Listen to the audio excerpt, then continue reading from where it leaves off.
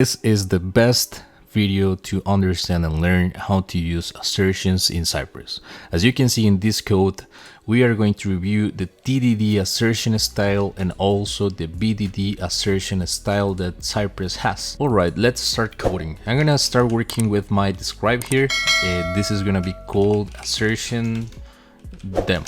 Okay, it is important to mention that basically assertions are validation steps that determine whether the specified steps of our automated tests succeeded or not. It is just to make sure that our application have the correct status that we are expecting, right?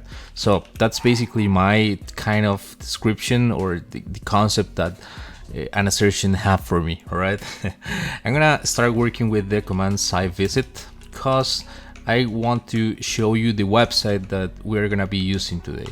In this case, we're gonna be working with this radio button website. I'm gonna copy the website stuff and I'm gonna paste it in the visit command. So every time I want to write an it or a test script, it is gonna be visiting this website from scratch, right? So the next step that I wanna do is create an it, right? In this case, this it is gonna be named, for example, TDD Assertions. All right, this TDD Assertions section is gonna only implies the use of the should command, and the difference basically, if we come to the to the official website, right, you can see here that we have different kind of assertion methods depending on the BDD assertions. In this case, we have not, deep, nested, and so on, right? We have a lot, so please come to the official documentation and take a look. But also we have TDD assertions, and as you can see here, we have is okay, strict equals, deep equal, and so on. So I'm gonna try to explain you the difference between them and how you can use them in different scenarios, right? So what I'm gonna do is in the TDD assertion style, I'm gonna start working.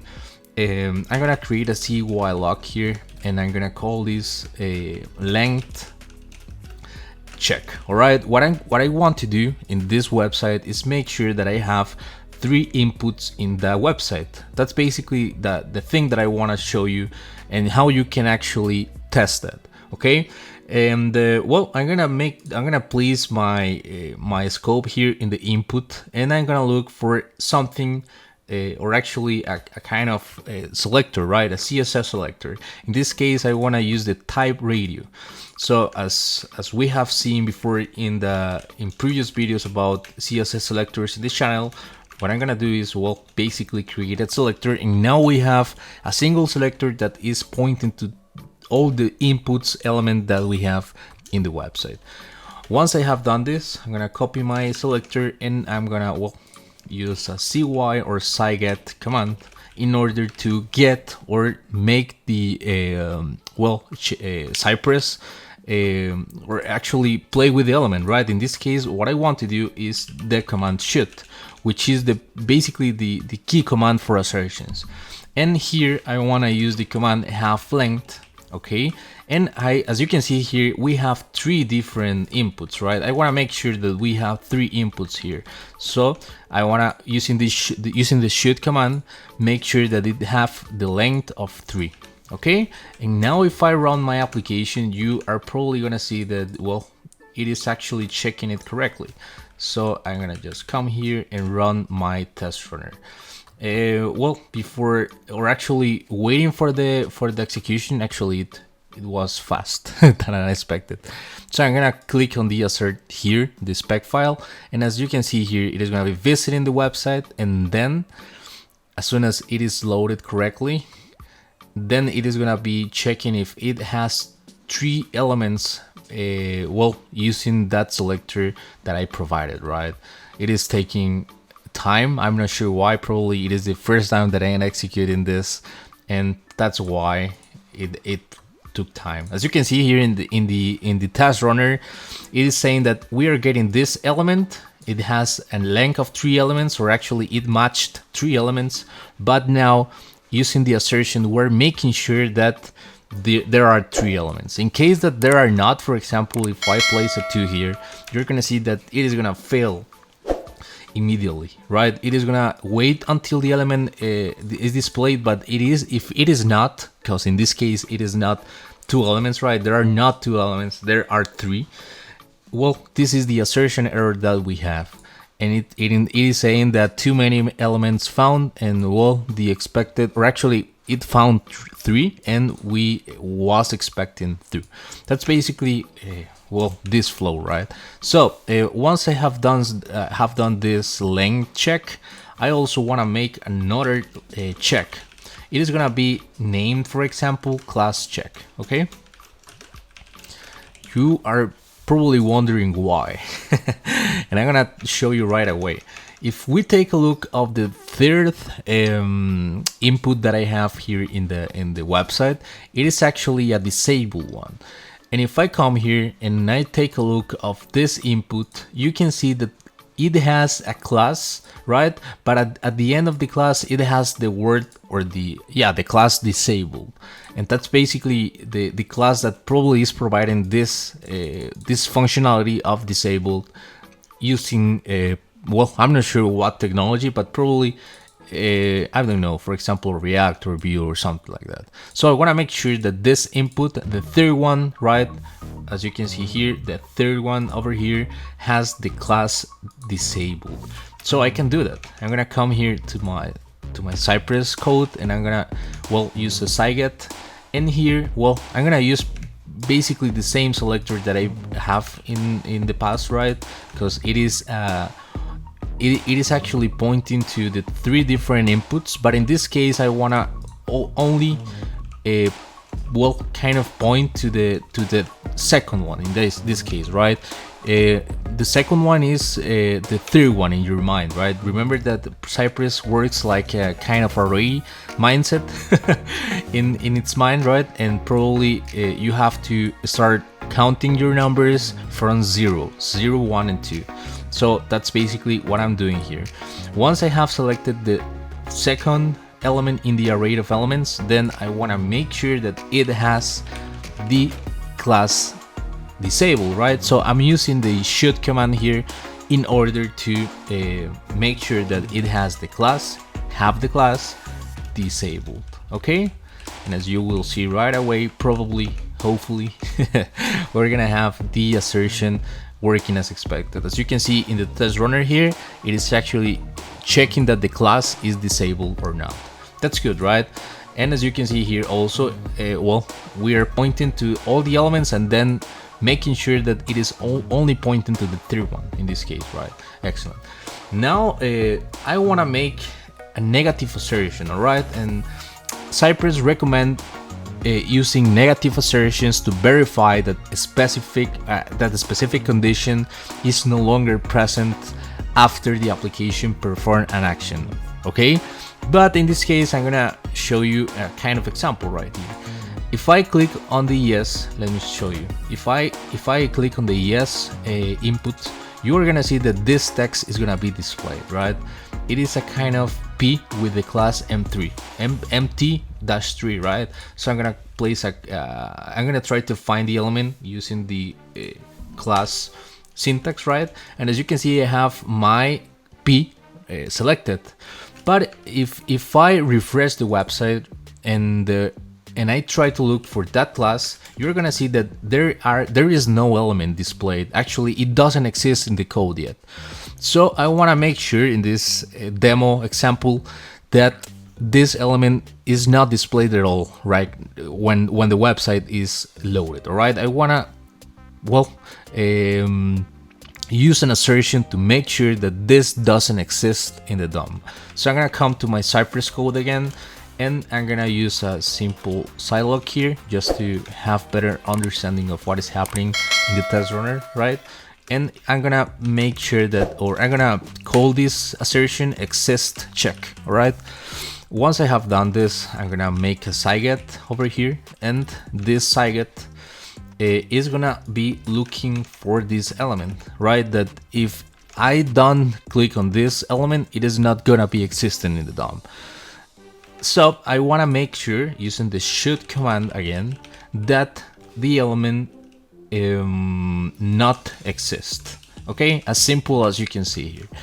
And if I execute again my script, you will see that as we checked, this element is not displayed yet because I haven't clicked on any input over here, and that's basically why that is happening.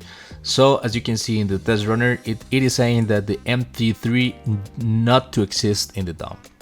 Now I'm gonna start working with clicking on an input in order to check if the text is displayed and so on. So what I'm gonna do here is basically call this scilog, for example, and text check over here, right? So then I'm gonna, as always, I have to click on an input. So I'm gonna come to the website. I have the selector over here, for example, and I want to click on the first input that I have in my website. So I have to use the method equal, right, or eq, or I'm not sure how it is numbered. It is called. Let me see. Number is indicated. I'm not sure. Use this command in order to select an element from an array of elements, right? In this case, I want to click on the first one, which is gonna be yes over here, right? So as soon as I click on it, or actually I identify it, I'm gonna click on it, all right? Here, click, and that's it. Excellent. Once I have done this action, right, I also want to make, or actually need to do something over here. I'm gonna use this force command in order to force the clicking, because I have done some tests before I record this, and there is a kind of a situation there that I need to force the click.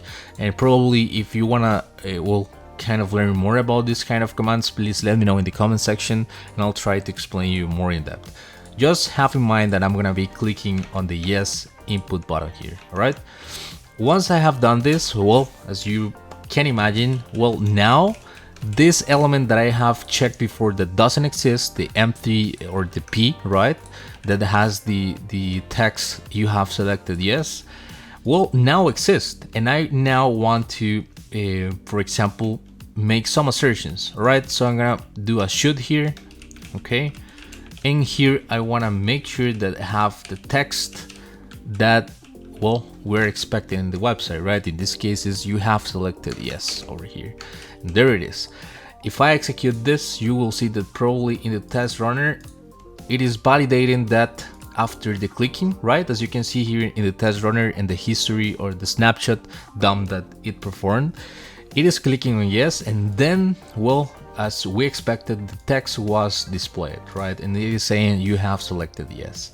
Now after it is actually displayed, we're making an assertion to make sure that the text you have selected yes is displayed or not.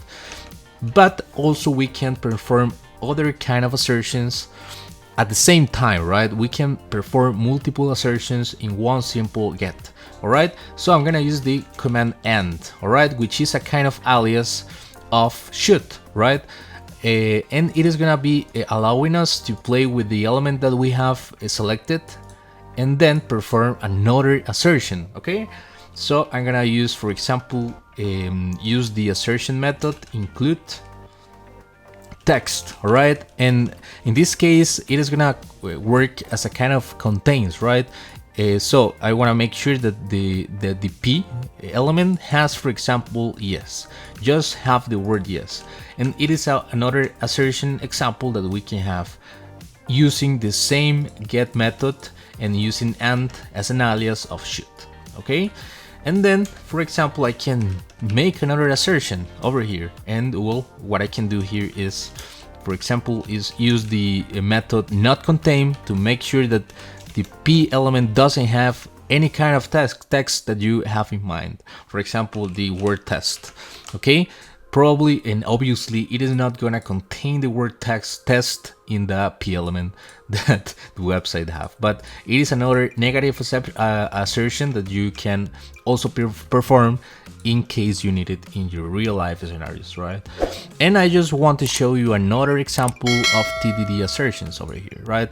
And it is gonna be to validate, for example, that this word has the green color that we're expecting. So we are gonna check a CSS property. Okay, so I'm gonna just call another Zilog here, and it is gonna be called, for example, CSS check. Okay, and well, the procedure is kind of similar. I'm gonna come here and I'm gonna look for the yes word. It is inside of a span, all right, of a span element over here. It has a class test success, I'm sorry, and probably if I look the element with this notation, we're gonna be capable to identify it, right? So I'm gonna use this CyGet element, CyGet method again, okay? And inside of it, well, we're gonna be trying to identify the P element. And then, well, what I want to do is use the should command to try to make a different assertion. In this case, it is gonna be something like have CSS, okay? What we have to specify then is the property that I want to test, okay? In this case, it is gonna be the color. If I come here and identify this element, you are gonna see that in the styles tab of the Chrome, development tools, right? It has a color property, which is the green that we have displayed in the UI, right? If I come here to the computed, also we can check the color that it has. So I'm gonna copy this color, and then I'm gonna try to specify that in the code. We're gonna make sure that have the CSS and the color property, and then we specify the value that I want to validate. In this case is this color that we have over here. And then if I save this, you are gonna take a look of this, and probably you can see that it is actually making sure that the yes word over here inside of the span that I have identified with the class test success, I'm sorry, has the value RGB and the color itself, right? And inside of the color property, right? So that's amazing, another amazing assertion that we have with Cypress. Then I'm gonna explain you how to use the TDD assertions. We're gonna try to do these examples, but now using a different notation. Okay, I'm gonna use a init here, and I'm gonna call this TDD assertions. Okay, now in this case, I'm gonna come here and play with another stuff that we have in Cypress, and it's pretty well, it depends on your what project needs and how your project works, and also sometimes you need this kind of assertions. But I'm gonna try to explain you the difference here. I'm gonna use a simple Zilog to check the length, all right, and also the class. Okay, we're gonna merge these two shoulds into a single assertion using TDD, and you might be wondering how. Okay, I'm gonna delete all this over here, all right? I'm just gonna be trying to get all the inputs that we have in the HTML, right? I'm gonna use the should command, and instead of making an immediate assertion over here, for example half text or half length, I'm gonna create a callback function. In this case, for example, I want to call this inputs, because it is going to be referencing every single input that we have in the HTML. So I'm going to use an arrow function here, and now I can do different stuff using the inputs that I have right here, right? So for example, I want to make sure that, or I'm going to expect that the inputs, right, that I have as a callback function here to have a length of 3, right? And as you can see, we're playing with the callback function to make sure that every single, or actually this element or this locator, has an array of 3 elements using this another notation over here. And as you can see, basically we need an expect, and then we actually set the assertion that we want to do. And at the same time that I'm checking that it has a length of 3, I can also make sure that, for example, I don't know, let me check. We can check if, for example, one of the inputs to have, right, the class disabled, all right? And there it is. I think that this should work. and let me check in the test runner if it is working or not. So we can use this another style of assertion. I think that they basically do the same stuff, but well, it depends on your needs. And as you can see here in the assertions, we are checking if the length is the correct, and also if one of the elements has the class disabled. That's it. Now let me see what else we can do here. Let's use the TDD assertion style in order to make sure that text is the correct one, as we did in this example over here. So I'm gonna copy this, and then I'm gonna paste it under the TDD assertion that we did before, right? And well, as always, we have to click on the input in order to have the text, right? In this case, I want to click on impressive, so I'm gonna change the index to 1 over here, right? And then well, the text is gonna change a little bit. It is gonna say you have selected impressive, right? So I'm gonna come here, I'm gonna change the text that I wanna well, try to test, right? And also, well, we have to change the syntax over here. Actually, let me delete all of this, and well, again, I'm gonna be calling this callback function, and I'm gonna name this element as, I don't know, for example, the response, right? It sounds good. And using this well, syntax again, right? I need to close this here, and then I do the same stuff. I'm gonna use an expect, I'm gonna play with the response, right? And then I want to make sure that it should have to have the text, and I specify the text that I'm expecting. In this case, you have selected impressive. Then I also can use another expect in order to make sure that the response should include, right? To include text. And then I can specify, for example, yes again. Sounds good, right? You have selected yes. I'm not sure I'm saying yes. No, it is impressive. I'm sorry. Yeah, impressive. And then I want to also make a negative assertion in order to make sure that it doesn't include, do not include the text, for example, no. Okay, and if I execute this again, hopefully it should be working fine. Let me see. And there it is. As if we take a look of the test runner over here, you can see that we're making sure that the text that we have here, right, have the expected text. You have selected impressive, then it contains the text impressive, and then it doesn't have the text no. All right, and that's basically the basic examples that I wanted to show you, well, using Cypress, and I hope that it can help you to understand actually Cypress assertions. So thank you very much for watching the whole video. If you are here, please subscribe and let me know in the comment section below if you have any kind of doubt or there is some improvement that we can do for another video of assertion in Cypress. Thank you very much and see you in the next one. Bye bye.